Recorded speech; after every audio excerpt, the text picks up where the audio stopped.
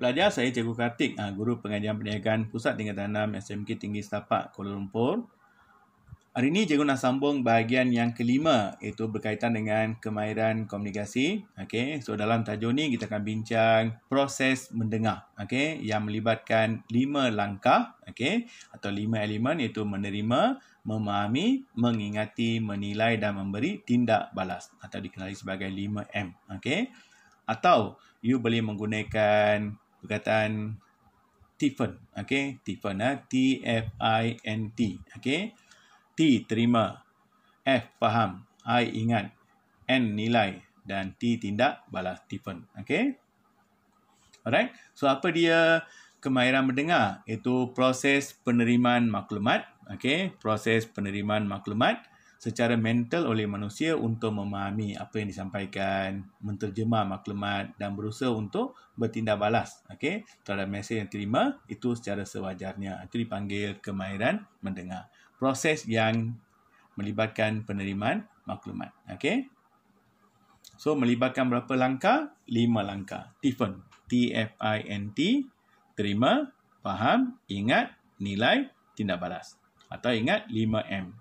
Okey, ingat 5M. Ini melibatkan proses mendengar. Mesti ikut turutan. First, menerima, memahami, mengingati, menilai dan memberi tindak balas. Okey. Alright, bermula dengan yang pertama, menerima. Menerima maksudnya apa? Kita memperoleh, mendapat input maklumat. Secara lisan atau bukan lisan. Macam cikgu sekarang ni, sampaikan maklumat kepada kamu. Kamu adalah penerima. Jadi, kamu dapat banyak maklumat daripada cikgu. Dalam bentuk percakapan, cikgu explain kat kamu, kamu juga rujuk pada PowerPoint, bukan lisan. Okay? So, menerima ni, kamu dapat info, dapatkan input maklumat. Okay? Contohnya, SUD pemasaran terima maklumat tentang sasaran jualan semasa mesyuarat dengan pengurus pemasaran. So, dia terima maklumat berkaitan dengan sasaran jualan. Okay? Okay, kita pergi kepada yang kedua, memahami. Okey, memahami maksudnya apa? Dia cuba mentafsir maklumat dalam bentuk yang boleh difahami. Itu peringkat yang kedua, memahami. Okey. Dan pemahaman ni ada melibatkan pengalaman, persepsi, tanggapan, emosi, pemikiran. Itu peringkat yang kedua. Okey. Contoh, SJD pemasaran cuba mentafsir maklumat sasaran jualan terima berdasarkan pandangan sendiri. Itu memahami. Macam cikgu sekarang ni explain kat kamu, kamu dapat info. Peringkat yang kedua, kamu cuba kaitkan dengan pengalaman kamu. Okey, apa yang kamu dah belajar dalam kelas sebelum ni. Cuba kamu kaitkan dengan pemikiran kamu. Apa maklumat yang ada dalam otak kamu. Cuba kamu tafsirkan maklumat yang cikgu sampaikan. Itu maksudnya memahami. You interpret apa yang cikgu sampaikan. Okey. Yang ketiga, mengingati. Mengingati maksudnya kita simpan. Ingat maksudnya kita simpan dalam otak kita dan recall balik, imbas apabila kita perlukan. Okey, ingat simpan dan imbas. Itu dipanggil mengingati. Okey.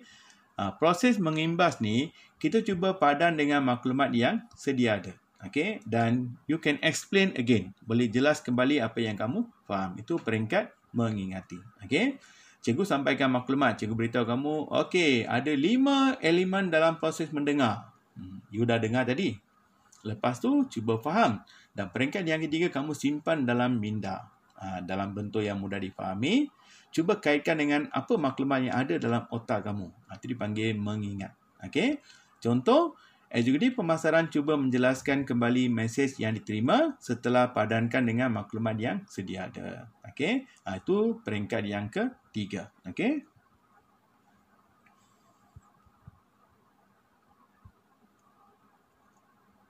Okey, peringkat yang keempat, menilai.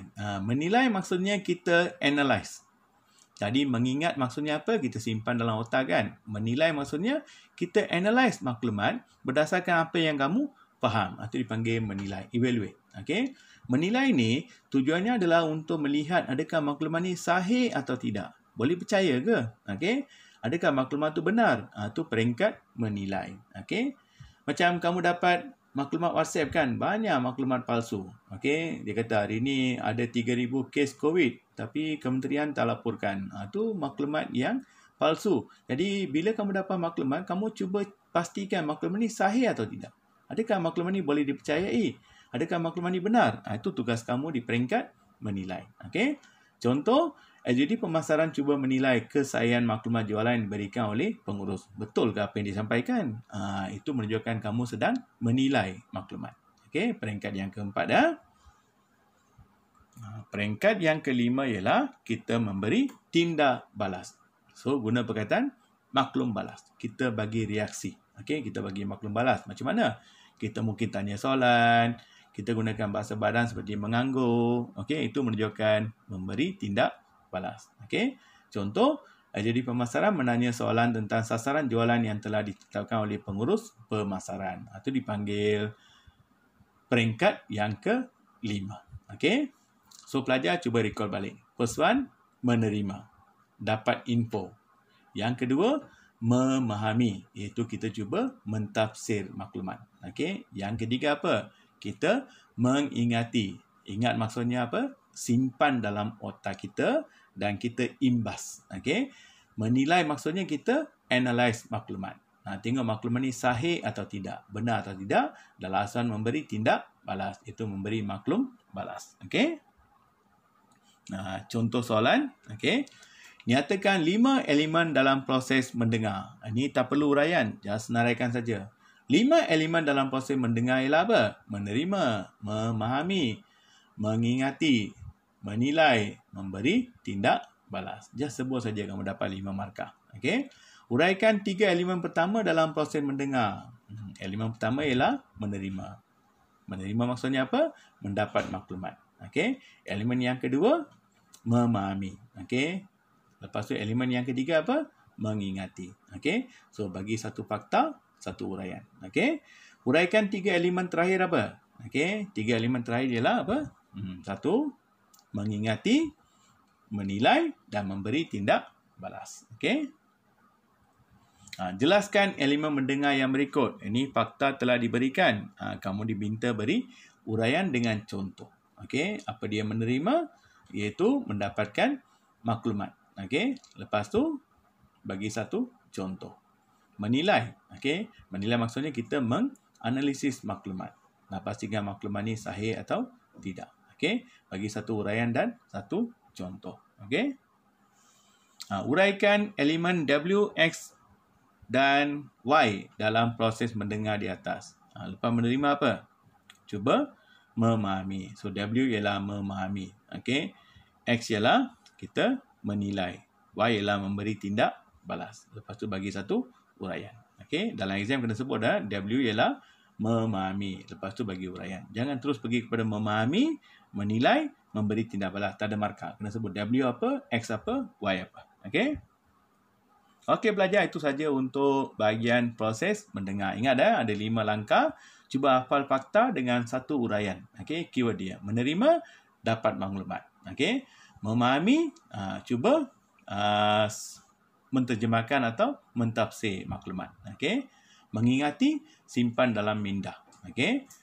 Menilai, kita menganalisis maklumat. Dan alasan memberi tindak balas maksudnya kita memberi maklum balas. Itu rujuk pada proses mendengar. Okey. Alright. So itu saja. Jangan lupa subscribe, like dan share. So cuba buat terbaik dalam exam nanti.